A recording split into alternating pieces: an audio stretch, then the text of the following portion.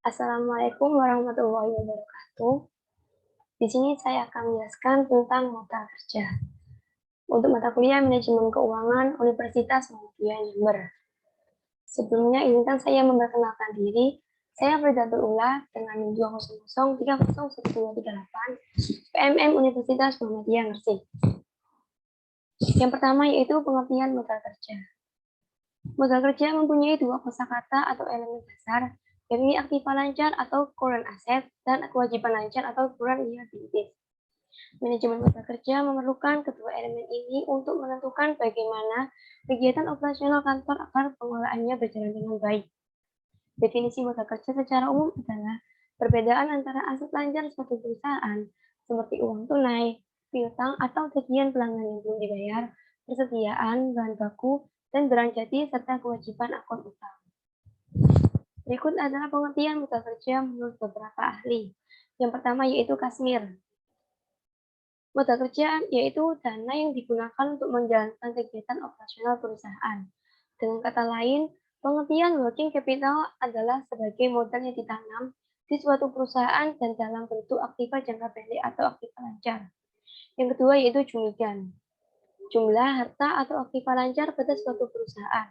Sedangkan pada konsep modal kerja bersih adalah pengurangan harta lancar atau aset dengan hutang lancar atau pasifa. Yang ketiga yaitu Eugene F. Brigham dan Joel F. Houston. Didefinisikan sebagai hasil dari penjumlahan aktiva lancar atau harta lancar, di mana harta lancar tersebut merupakan modal kerja kotor yang sifatnya digunakan secara total untuk tujuan operasional jangka pendek. Yang kedua yaitu tujuan modal kerja. Manajemen modal kerja juga memiliki beberapa tujuan yang diperlukan, yakni yang pertama, sebagai upaya untuk mengoptimalkan pengeluaran dalam suatu peningkatan penjualan dan keuntungan. Yang kedua, dalam upaya pemenuhan laba bagi suatu perusahaan. Yang ketiga, jikalau rasio keuangan menunjukkan tren yang positif, maka perusahaan tersebut dapat memperoleh investasi dana dari para kreditor. Yang keempat, karena adanya penghargaan modal kerja, maka perusahaan akan membayar segala kebutuhan dengan waktu yang telah ditentukan.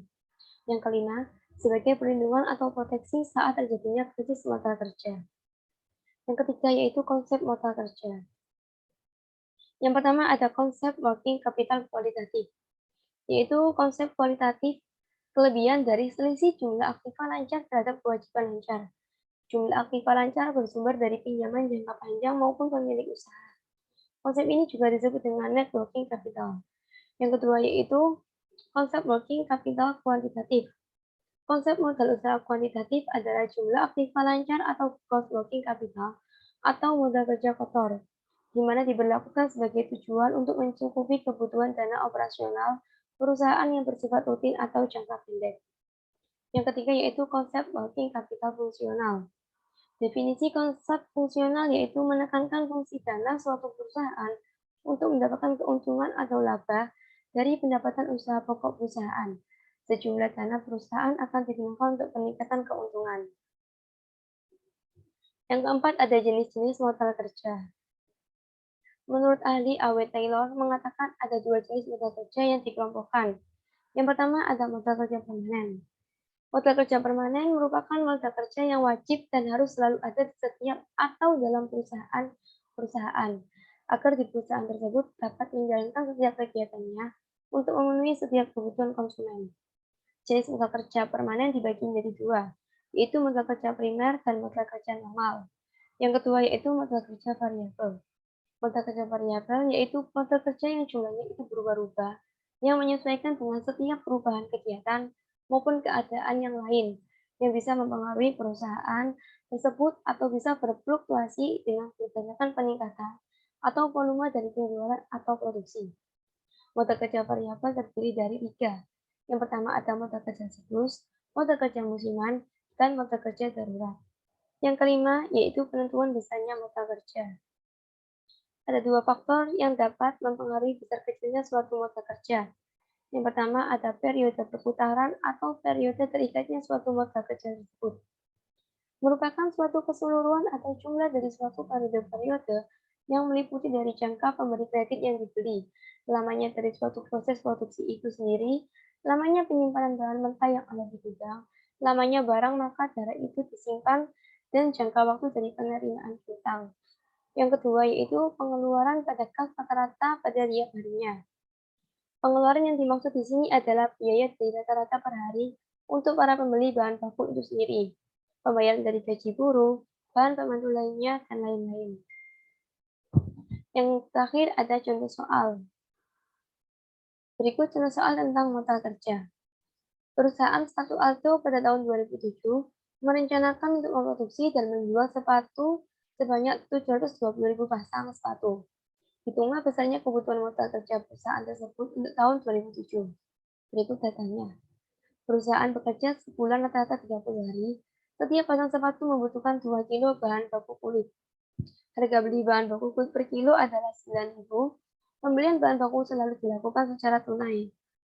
Setelah dibeli, sambil menunggu proses produksi, bahan baku disimpan di gudang selama 10 hari. Proses produksi membutuhkan waktu selama 5 hari. Penjualan sepatu dilakukan secara kredit dan baru dapat ditagih selama 30 hari.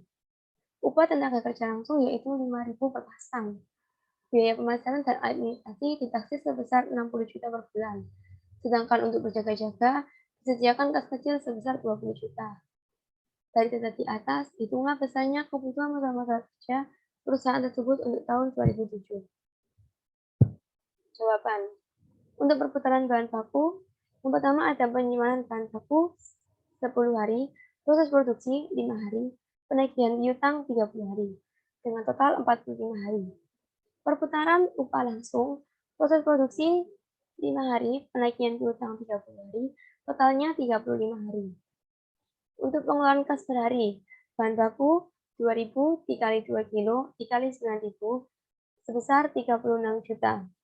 Upah langsungnya 2.000 dan 5.000 rupiah, dengan total 10 juta rupiah. Biaya administrasi dan pemasaran sebesar 2 juta rupiah. Untuk kebutuhan modal kerja, bahan baku 45 hari dikali 36 juta rupiah sebesar 1.620 juta. Upah langsungnya 35 hari dikali 10 juta rupiah sebesar 350 juta. Biaya administrasi dan pemasaran 35 hari dikali 2 juta sebesar 70 juta. Dengan total 2.040 juta rupiah. Sekian presentasi dari saya. Maaf jika ada salah kata. Sekian, terima kasih. Wassalamualaikum warahmatullahi wabarakatuh.